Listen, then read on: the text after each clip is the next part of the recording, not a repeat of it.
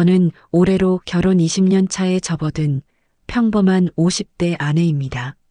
사람들은 저를 보면 늘 이렇게 말합니다. 부럽다. 남편도 성실하다며?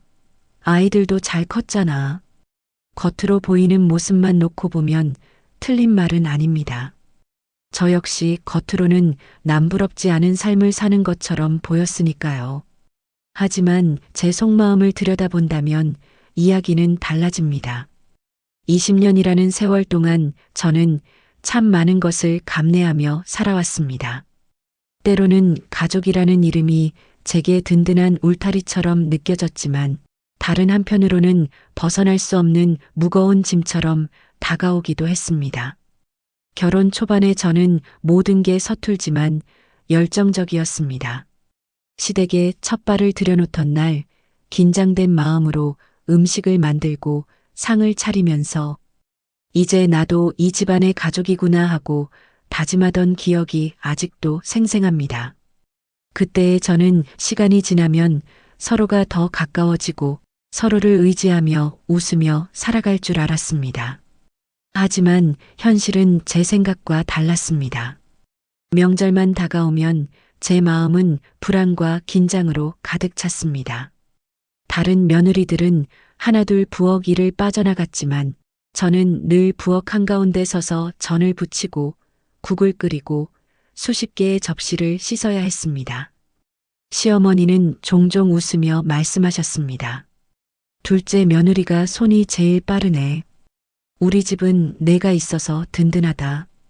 겉으로는 칭찬 같았지만 제 귀에는 내가 다 맡아라라는 말로 들렸습니다. 그때부터였을까요? 명절이 다가오는 게 달갑지 않은 일이 되어버린 건 처음엔 스스로를 다독였습니다. 나만 조금 더 하면 되지. 어른들께 잘 보일 기회잖아. 하지만 해마다 반복되는 상황에 제 어깨 위 짐은 점점 더 무거워졌습니다. 음식 냄새에 절은 옷, 기름으로 미끄러운 바닥, 쉴 새 없이 쌓이는 설거지 더미. 제 몸은 늘 녹초가 되었고 마음은 점점 메말라 갔습니다. 더 큰 문제는 남편이었습니다. 시댁에만 오면 남편은 언제나 제 곁에 없었습니다. 나 잠깐 방에 들어가서 쉴게 하더니 깊은 잠에 빠져 있거나 오랜만에 친구들 좀 만나고 올게 하며 외출을 서슴지 않았습니다.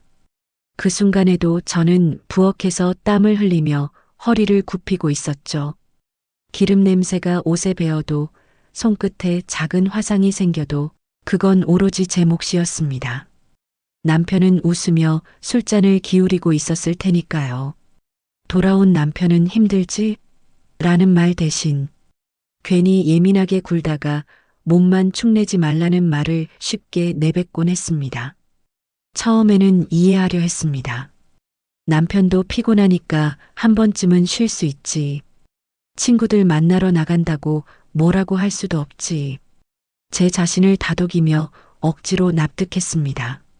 하지만 세월이 쌓이고 아이들이 자라면서 제 마음속에서는 점점 더 큰 질문이 생겨났습니다. 왜 나만 이렇게 해야 하지? 이 집에서 나는 대체 어떤 존재일까? 20년이라는 세월은 저를 단단하게 만들기도 했지만 동시에 너무 외롭게 만들었습니다. 가족의 한 축을 지탱하는 사람이 분명 나인데 정작 나는 그 누구의 위로도 받지 못한 채 서 있다는 사실이 참을 수 없는 서글픔으로 다가왔습니다. 명절 아침 우리는 늘 그렇듯 짐을 한가득 실은 채 시댁으로 향했습니다. 차 안은 적막했습니다. 아이들은 이어폰을 꽂고 자기 세상에 빠져 있었고 남편은 핸들을 잡은 채 말없이 운전에만 집중했습니다. 저 역시 창밖만 바라보며 한숨을 삼켰습니다. 매번 같은 길이지만 시댁으로 가는 길은 언제나 제 마음을 무겁게 만들었습니다. 멀리서 시댁 마당이 보이기 시작하면 제 어깨는 저도 모르게 움츠러들곤 했습니다. 현관문을 열자마자 들려오는 시어머니의 목소리. 왔니? 어서 와라.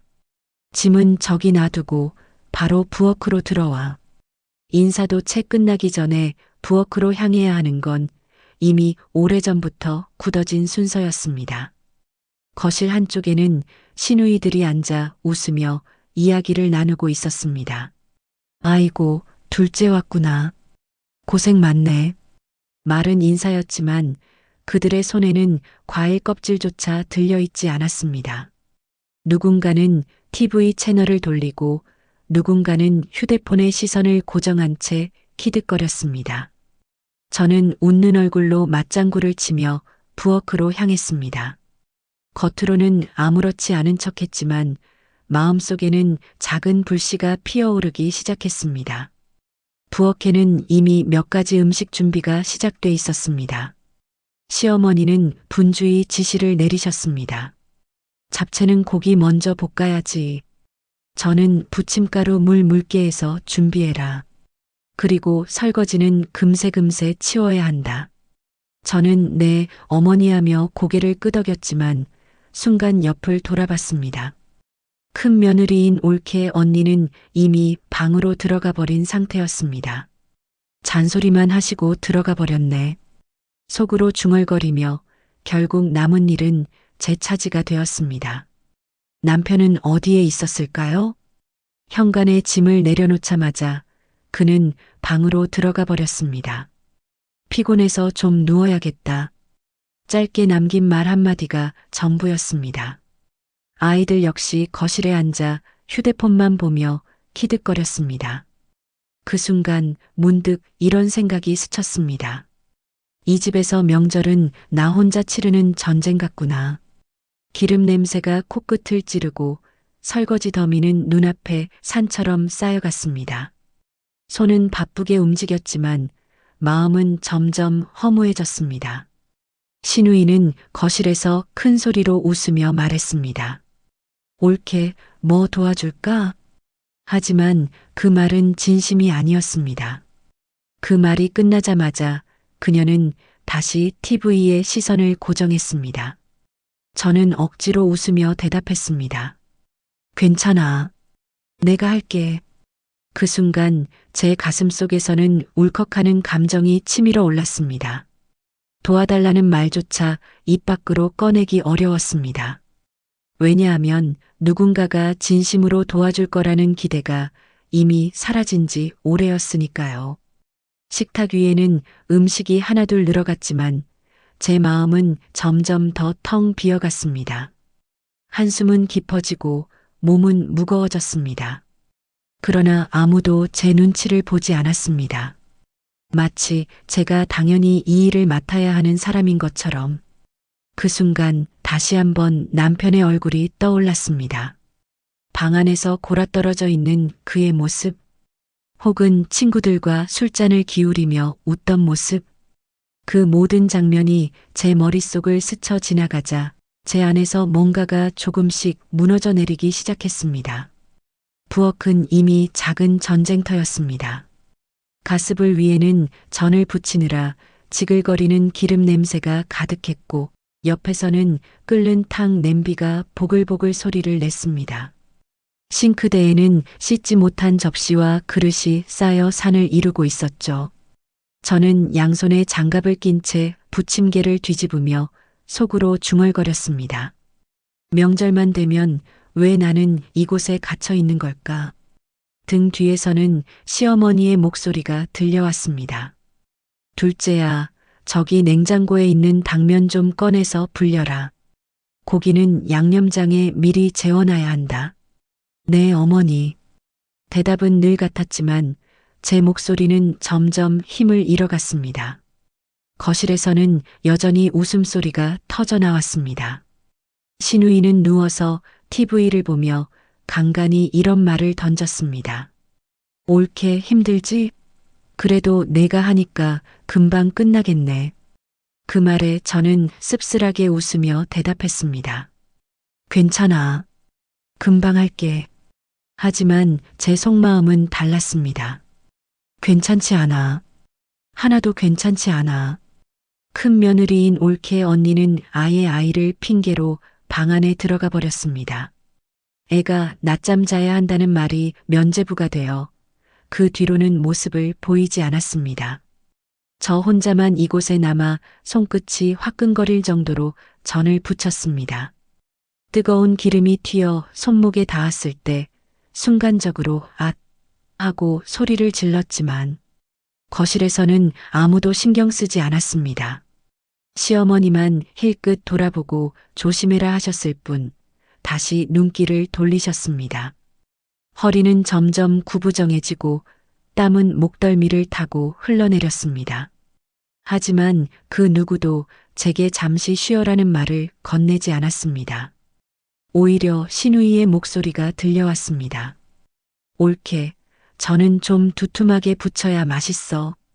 내가 하는 건 너무 얇아 보여. 순간 제 손이 멈췄습니다. 도와주지도 않으면서 잔소리는 꼭 한다. 그 말을 꿀꺽 삼키고 다시 부침개를 뒤집었지만 제 가슴 속엔 서글픔이 가득 차올랐습니다. 남편은 여전히 제 곁에 없었습니다. 한참 후 방에서 나온 그는 멀뚱히 거실을 지나며 말했습니다. 나 잠깐 친구 좀 만나고 올게. 저녁 전에는 들어올 거야. 그 말 한마디를 남기고 현관문을 닫는 소리가 쾅 하고 울렸습니다. 순간 제 손에 들린 뒤집개가 덜덜 떨렸습니다. 당신한테 명절은 도대체 뭐야?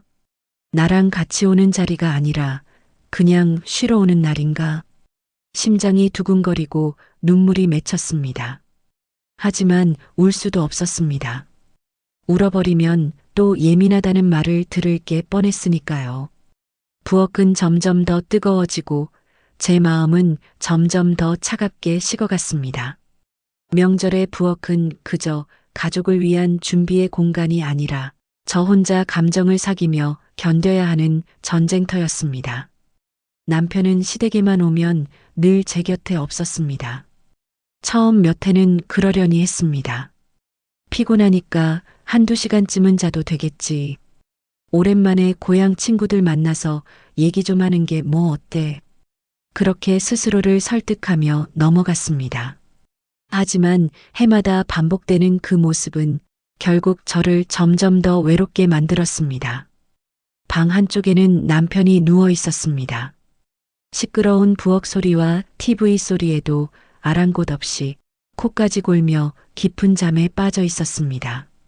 저는 잠시 부엌에서 손을 멈추고 그 모습을 바라보다가 억눌린 한숨을 내쉬었습니다.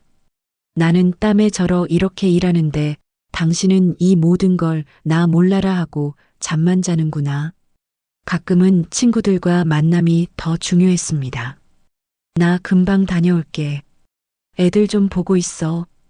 그렇게 말하고 현관문을 닫으면 그 뒤로 몇 시간 동안은 연락도 없었습니다. 밤늦게 돌아와 술 냄새를 풍기며 들어오는 남편의 모습이 이제는 익숙해져 버렸습니다. 결혼 초반 저는 그를 이해하려고 애썼습니다. 남편도 나름 고생이 많으니까 친구들과 어울리며 스트레스 풀고 오는 게 좋을 수도 있지. 하지만 그 이해는 언제나 제 희생 위에 서 있었습니다.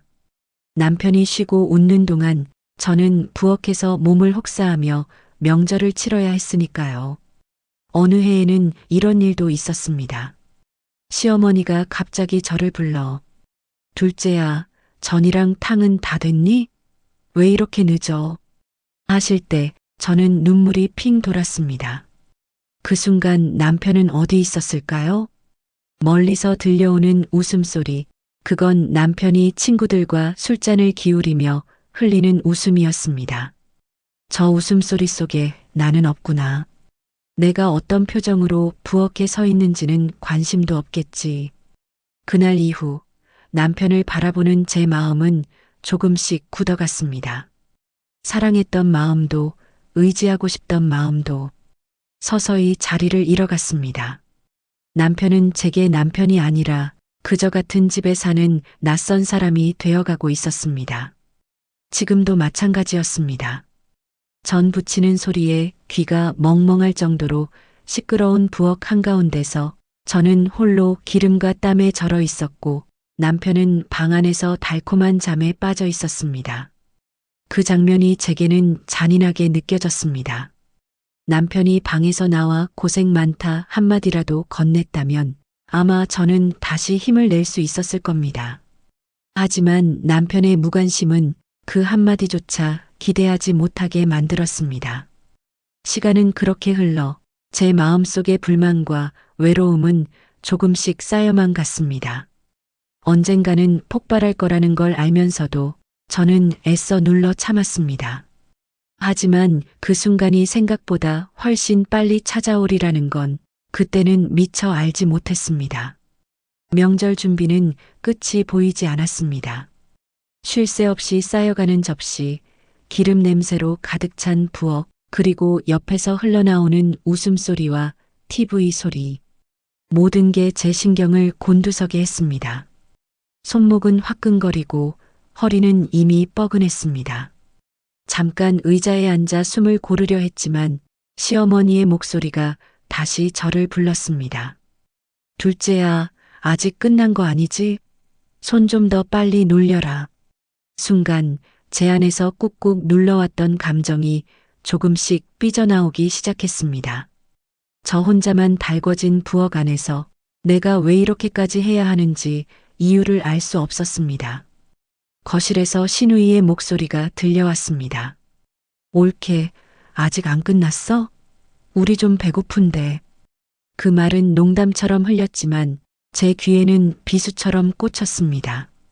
저는 손에 들린 뒤집개를 탁 소리나게 내려놓았습니다. 그리고 부엌을 가득 메운 목소리로 말했습니다. 언니들, 왜 저만 이 일을 다 해야 합니까? 매번 명절마다 저 혼자 다 하는 거, 이젠 지쳤어요.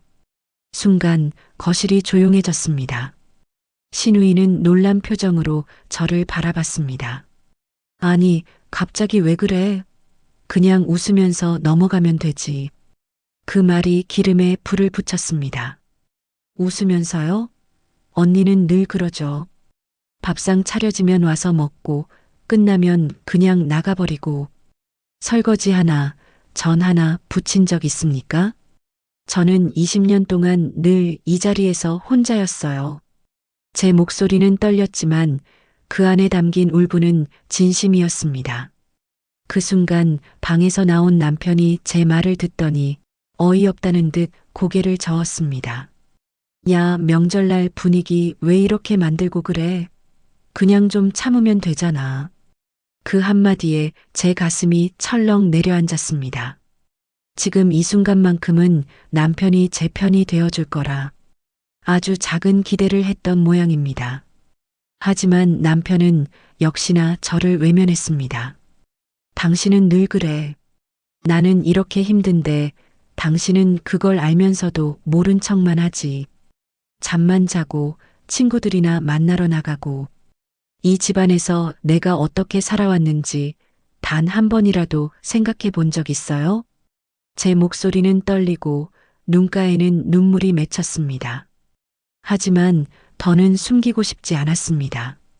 20년 동안 쌓인 억울함이 한꺼번에 터져나온 순간이었습니다. 시어머니가 자리에서 일어나 부엌으로 들어오셨습니다. 그만해라. 내가 괜히 이 자리를 만든 건가 싶다. 내 아버지 살아계실 때도 늘 이래서 속상했는데 이제 와서도 바뀌질 않네. 어머니의 단호한 목소리에 부엌은 다시 조용해졌습니다. 하지만 제 가슴 속에는 이미 깊은 금이 가 있었습니다. 가족들 앞에서조차 내 편이 되어주지 않는 남편. 그 현실이 저를 더욱 고립된 사람으로 만들었습니다. 갈등이 폭발한 그날 밤, 저는 결국 부엌 의자에 털썩 앉았습니다. 더는 아무 말도 하고 싶지 않았습니다. 가족들은 조심스레 눈치를 보며 식사를 이어갔지만 제 마음은 이미 그 자리에 있지 않았습니다. 밤늦게 설거지를 마무리하고 방에 들어와 누웠을 때 남편은 등을 돌린 채 아무 말도 하지 않았습니다. 그 침묵이 더 잔인하게 느껴졌습니다. 그래, 내 편은 끝내 없는 거구나. 다음 날 아침 저는 결국 가방을 챙겼습니다. 어디로 가야 할지 뚜렷한 계획은 없었지만 적어도 이 집안에서는 더 이상 숨을 쉴 수 없었습니다. 핸드폰도 꺼둔 채 한동안 제 존재를 지워버리고 싶었습니다. 제가 사라진 부엌은 곧장 혼란에 빠졌습니다. 저는 반죽만 남아있고 국은 아직 끓지도 않았습니다. 시어머니는 부엌을 서성이며 말했습니다. 둘째가 어디 간 거냐? 아침부터 사람이 보이질 않네. 시누이는 눈치를 보며 웃음을 감추려 했지만 그 분위기 속에서 누구도 부엌으로 들어오려 하지 않았습니다. 늘 당연하듯 제가 맡아왔던 일들이 멈춰버리자 모두가 당황할 수밖에 없었던 겁니다. 남편은 그제야 저를 찾기 시작했습니다. 방 안을 살피고 마당을 나갔다가 결국 집 밖까지 나섰지만 제 모습은 어디에도 없었습니다. 핸드폰을 걸어도 꺼져 있다는 안내 음성만 흘러나왔습니다. 그 순간 남편의 가슴 속에 낯선 감정이 치밀어 올랐습니다. 불안, 초조, 그리고 공허함. 늘 곁에 있는 줄 알았던 아내가 사라지자 그제야 빈자리가 얼마나 큰지 깨달은 것이었습니다. 친구에게 전화를 걸어 만나자던 약속도 취소했습니다. 거실에 앉아 아이들과 대화를 시도했지만 아이들은 엄마는 어디 갔어? 라는 말만 반복했습니다. 남편은 대답할 말을 찾지 못했습니다. 그 하루는 유난히 길게 느껴졌습니다. 부엌에서는 아무것도 완성되지 않은 채 음식이 식어갔고 집안 공기는 더 무겁게 내려앉았습니다. 남편은 마치 발을 동동 구르는 아이처럼 어디에도 마음을 붙이지 못했습니다. 내가 그동안 뭘 한 거지? 왜 저 사람이 힘들다고 말할 때 귀 기울이지 않았을까? 내가 잠을 자고 웃고 떠드는 동안 그 사람은 혼자 울고 있던 게 아닐까? 하루가 저물 무렵 남편은 처음으로 깨달았습니다. 아내가 없는 집은 단순히 불편한 공간이 아니라 숨조차 쉬기 힘든 낯선 공간이라는 것을. 저녁 무렵 저는 조용히 집으로 돌아왔습니다. 문을 열자마자 거실의 공기는 어색한 긴장으로 가득 차 있었습니다. 시어머니는 묵묵히 저를 바라보다가 왔구나. 들어가서 좀 쉬어라. 하고 짧게 말씀하셨습니다. 그 말 속에는 걱정과 안도의 기운이 묻어 있었습니다. 아이들은 제 옆에 달라붙어 엄마 어디 갔었어? 하고 물었지만 저는 그저 아이들의 머리를 쓰다듬으며 웃어 보였습니다. 그 순간 남편과 눈이 마주쳤습니다. 그의 얼굴에는 피곤과 후회, 그리고 미안함이 엉켜 있었습니다. 밤이 깊어지고 모두 잠든 뒤 저는 남편과 마주 앉았습니다. 방 안의 공기는 무겁게 가라앉아 있었지만 오늘만큼은 더 이상 침묵으로 버틸 수 없었습니다. 조용히 입을 열었습니다. 그냥 하루쯤은 나 혼자 있고 싶었어. 늘 다른 사람만 챙기고 살아왔잖아. 오늘만큼은 누구를 위해서가 아니라 내 시간을 갖고 싶었어. 숨 좀 고르고 내 자신을 돌볼 시간이 필요했어.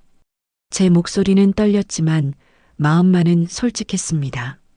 남편은 한참을 말없이 앉아 있다가 작게 한숨을 내쉬며 입을 열었습니다. 그랬구나.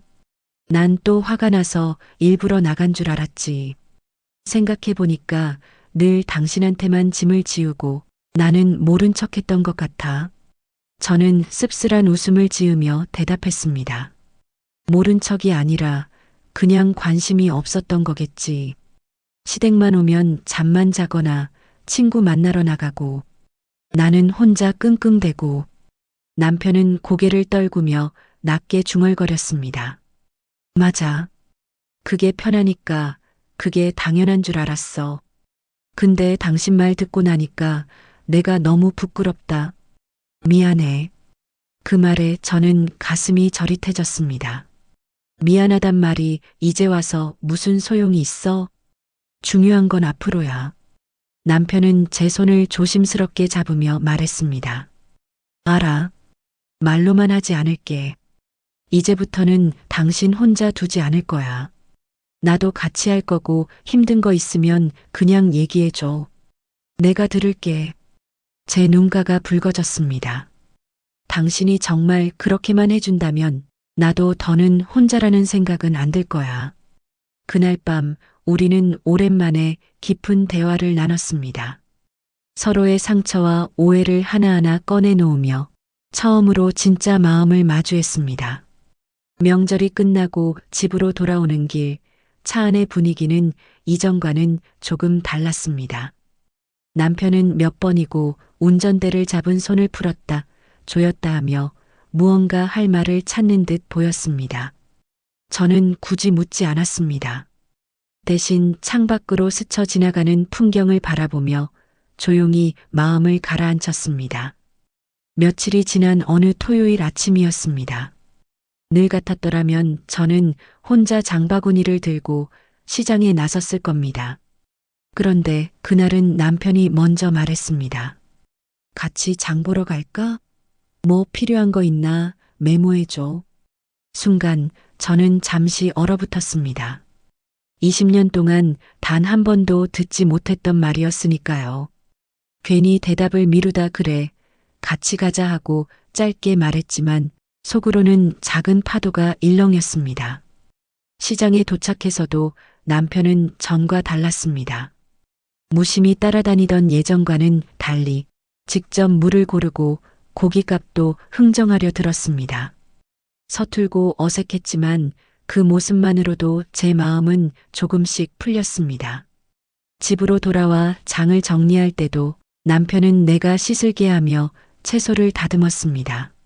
물론 손에 흙이 그대로 묻어 있고 칼질도 엉성했지만 저는 그 모습이 그렇게 고마울 수가 없었습니다. 그날 저녁 남편이 조심스럽게 말을 꺼냈습니다. 내가 그동안 너무 몰랐어. 당신이 혼자 감당하던 게 얼마나 힘든 일이었는지. 앞으로는 나도 같이 하려고.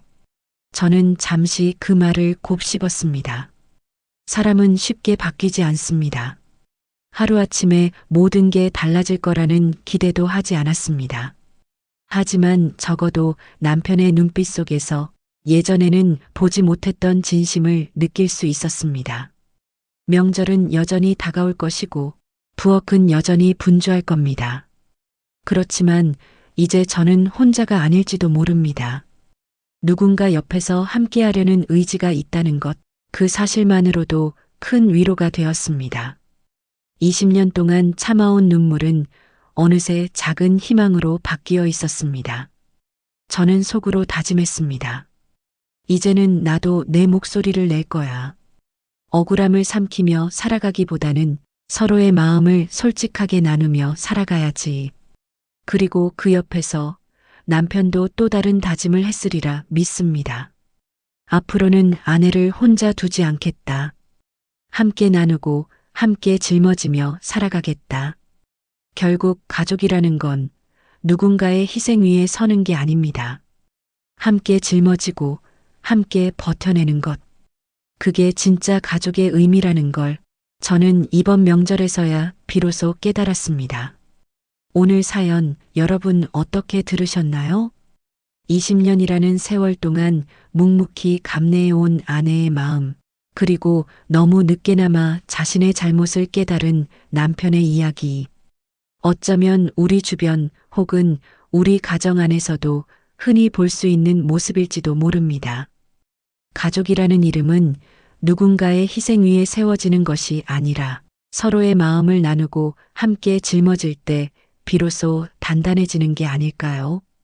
작은 관심 한마디, 고생했어라는 말 한 줄이 가장 큰 위로가 될 수 있다는 사실, 오늘 이야기를 통해 다시 한번 느끼게 됩니다.